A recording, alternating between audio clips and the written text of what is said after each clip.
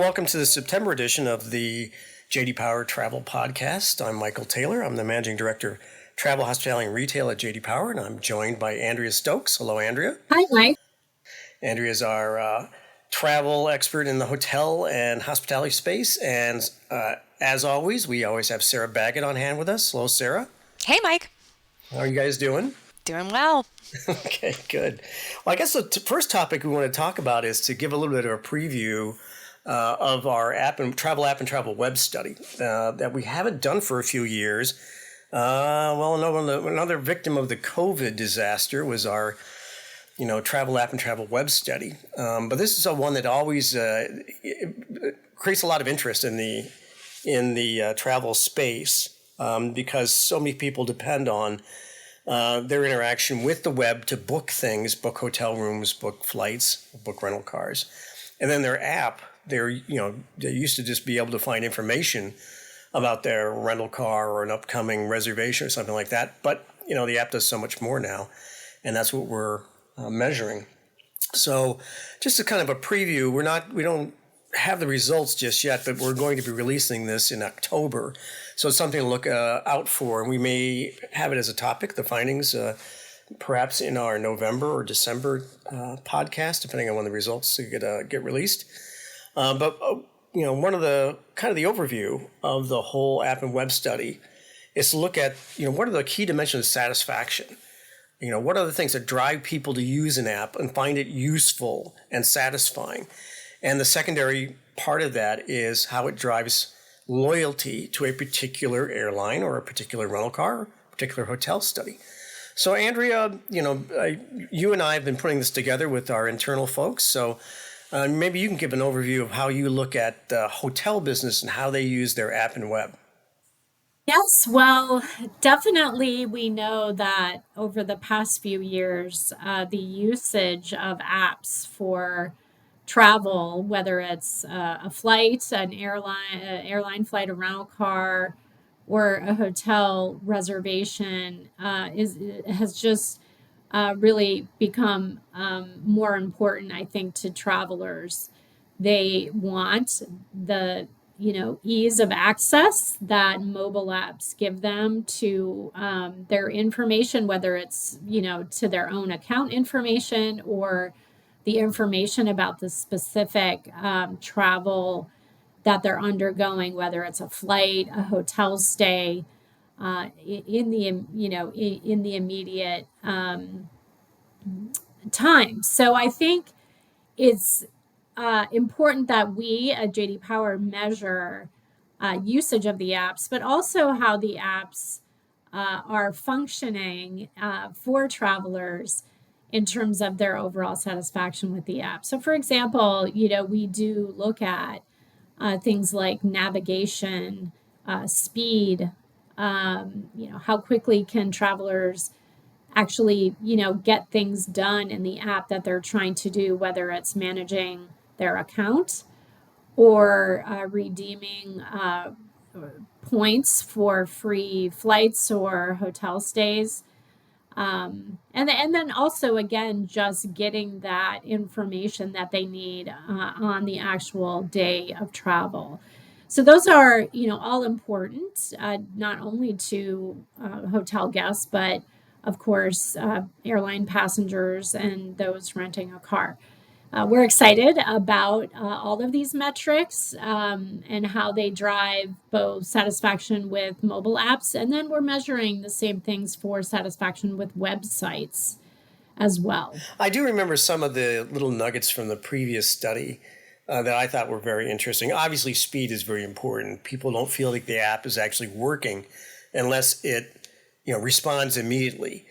And I think one of the things that we also found in the study results were that the more that the app provider or the web provider, especially the app provider, can make the communication or the feeling personal, that I'm checking on my reservation, not just on when the flight might take off, but when does my flight take off?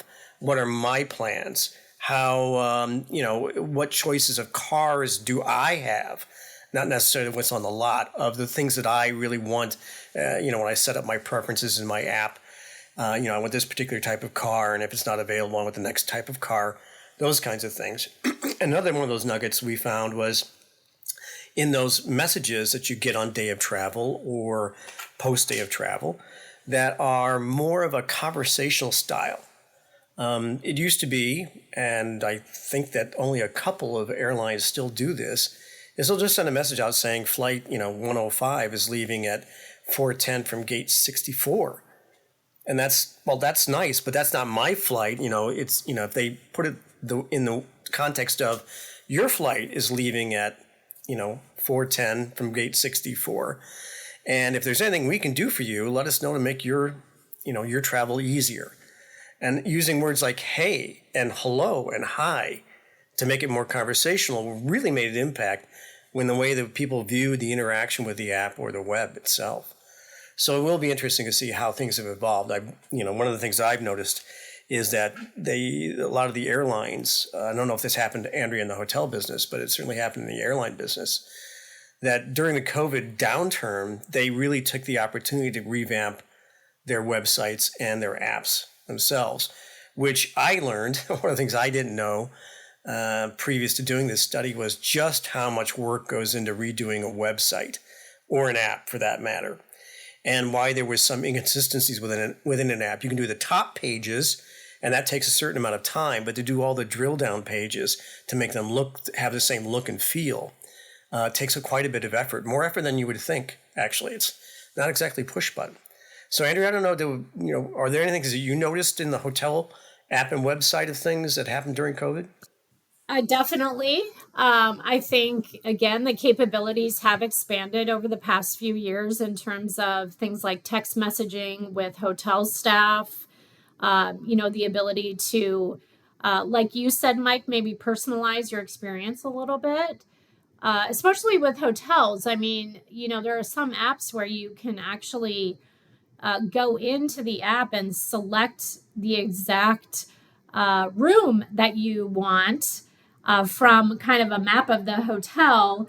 And, that's something I think that's fairly recent. I don't remember that really existing before the pandemic.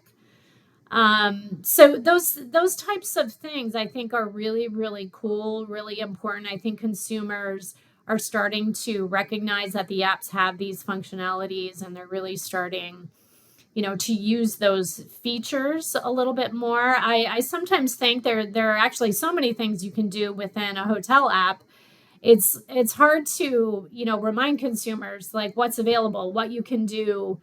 But I do think the companies in general, and this probably goes for the airlines as well, as they are, trying to get consumers to self-service through apps and websites more. And I think with the pandemic and, all of the, cancellations and, things that happened during that time, I think the travel companies definitely realized that, as much as they can get travelers to self-service, because I think it's just a matter of time and having enough people to do customer service. And we know during the pandemic, when everything kind of happened and everything shut down in March of 2020, the travel industry was definitely not prepared for all of the customer service that people would need. All right. Well, the travel app and web studies come out in October, so please stay tuned. And in another promotional announcement, Sarah has asked me to mention again that the airport study, this is the North American airport study that J.D. Power has been doing for, 20-something years now, will be released on September 20th, and there will be a webinar that will name the winners and do a little bit of analysis of what's happening in the airport business and who's doing well and who's doing not as well, and what the changes are that are happening, because it certainly is a very dynamic environment. So stay tuned for that one, September 20th. And if you'd like, you can contact one of us, michael.taylor@JDPA if you want, and we'll send you an invite to that webinar. So that's the airport webinar on September 20th, 2023. The last topic we have for today's podcast is the economics of the travel industry and how they're rapidly changing as we come out of this post-COVID period and we get more into the normal flow of things. And one of the main topics that Andrea and I were discussing previous to this podcast were the economics around higher pay rates and hiring practices.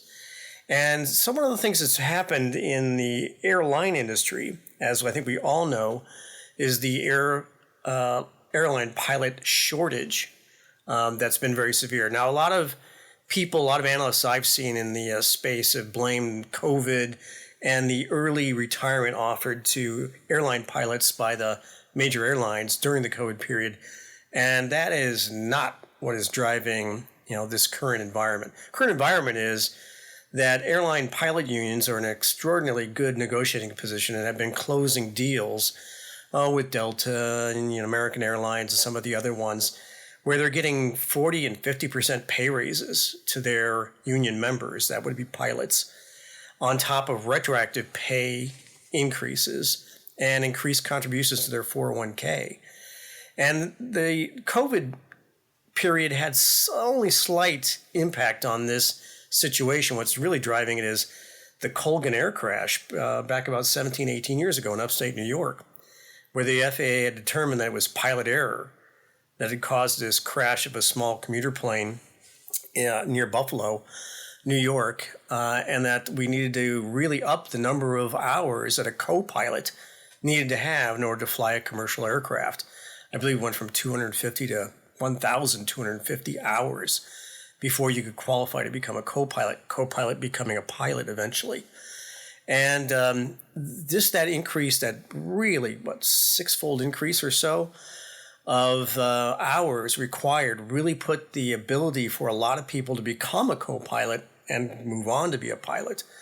And we're really seeing the results of that FAA rule change today.